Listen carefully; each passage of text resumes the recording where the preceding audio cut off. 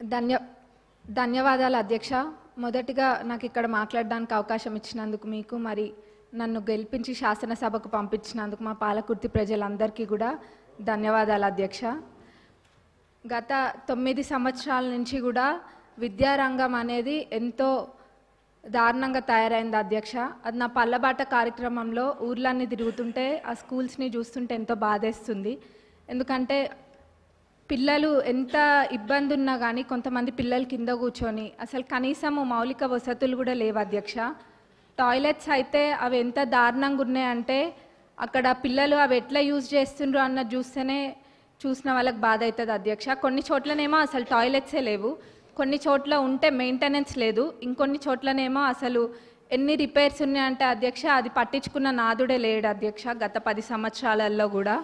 మరి ఇదే కాకుండా అధ్యక్ష స్టాఫ్ ప్రాబ్లం కూడా చాలా ఉంది అధ్యక్ష. మరి ఇవన్నీ కూడా మరి గత 10 సంవత్సరాలు ఎడ్యుకేషన్ అంత వెనకాల ఎందుకు వేసిండ్రో అర్థం కావట్లేదు అధ్యక్ష. వేర్లు మంచిగా ఉంటేనే చెట్టు మంచిగా ఉంటుంది. మరి అసలు ఆ వేర్లే మంచిగా లేనప్పుడు మరి ఇంకా ఏమవుతారు, పిల్లల భవిష్యత్తు ఏం కావాలి అధ్యక్ష. మరి గవర్నమెంట్ స్కూల్స్ ఒకప్పుడు ఎంత మంచిగా ఉంటుండే అధ్యక్ష. ఇప్పుడు ఆ గవర్నమెంట్ స్కూల్స్కి పంపించాలంటే ఎంత లేనోళ్ళు కూడా ఆలోచిస్తుండ్రు అధ్యక్ష. అంటే వాళ్ళకి ఆర్థికంగా ఎంత భారమైనా కానీ ప్రైవేట్ స్కూళ్ళకి పంపించుకుంటుండ్రు అధ్యక్ష.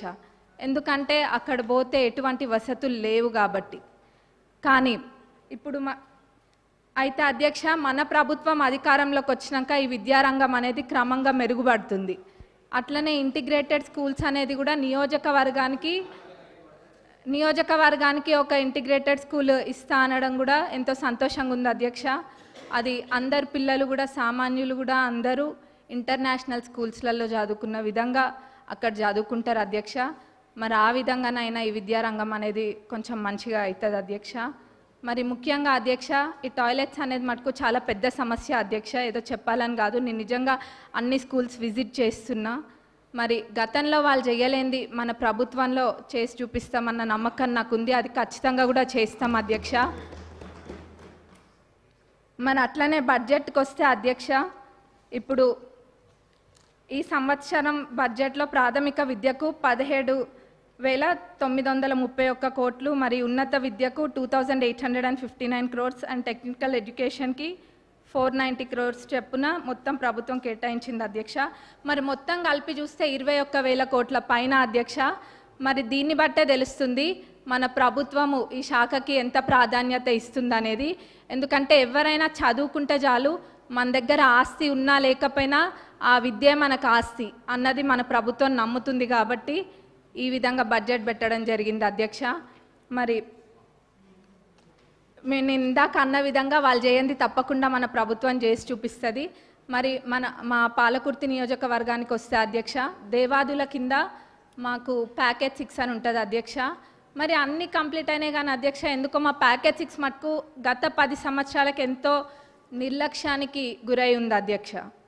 అది ఎంత పెద్ద ప్రాజెక్ట్ అంటే మొత్తము దానివల్ల 78,000 ఆయకట్టుకి నీరు వస్తాయి అధ్యక్ష.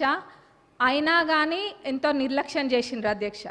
మొత్తం కలిపి కూడా 30-35% పనులు కూడా పూర్తి కాలేదు అధ్యక్ష. రైతులు అంటే అంత చిన్న చూప అధ్యక్ష. మనము ఇప్పుడు రైతుని రాజు చేసే ప్రభుత్వం మన ప్రభుత్వం అధ్యక్ష. కాబట్టి మన ప్రభుత్వంలో ఇది ఖచ్చితంగా చేయాలి అధ్యక్ష. మరి ఆ 30-35% కూడా కంప్లీట్ కాలేదు. ఏమైందంటే గత ప్రభుత్వంలో గత పాలకులు ఏదో ఎలక్షన్ల ముందు ఆదరాబాదరాగా జనాలకు చూపించుకోవడం కోసం అని చెప్పి పాత కాంట్రాక్టర్ యొక్క టెండర్ని రద్దు చేసి కొత్త కాంట్రాక్టర్లను పిలిపించి ఆ ఎస్టిమేట్లో ఎన్నో తప్పులతోటి అధ్యక్ష, ఎన్నో మిస్ చేసి ఎస్టిమేట్ వేసిండ్రు అధ్యక్ష. మరి అప్పుడుతో పోలిస్తే జిఎస్టీ కూడా మరి 12% నుంచి ఇప్పుడు 18%కి పెరిగింది అధ్యక్ష. ఇట్లా ఎన్నో ఇబ్బందులతోటి ఈ కాంట్రాక్టర్లు కూడా పనులు చేయలేకపోతుండ్రు అధ్యక్ష.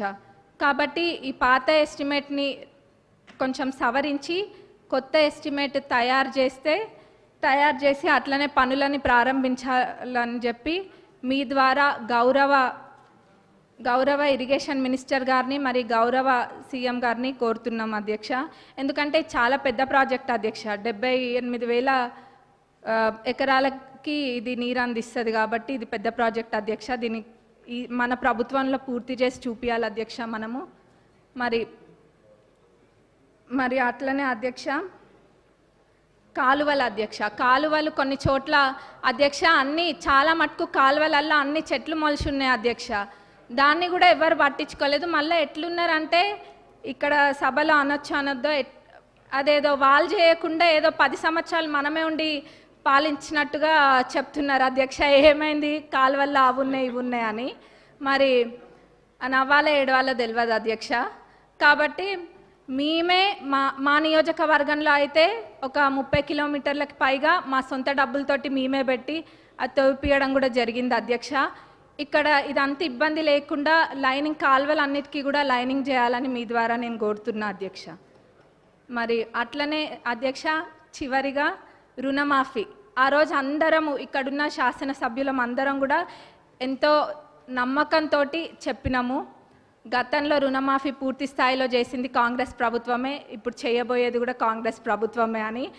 అది మాటలకి మాత్రమే అంకితం కాకుండా అధ్యక్ష ఈరోజు అన్న విధంగా తప్పకుండా చేసి చూపిస్తుంది కాంగ్రెస్ ప్రభుత్వం అని చెప్పి ఈరోజు మనము చేయడం జరిగింది అధ్యక్ష. మరి ఇది అందరికీ ప్రతి ఒక్క కాంగ్రెస్ కార్యకర్తకి మరి ప్రతి ఒక్క రైతులకు కూడా ఇది గర్వించదగ్గ విషయం అధ్యక్ష.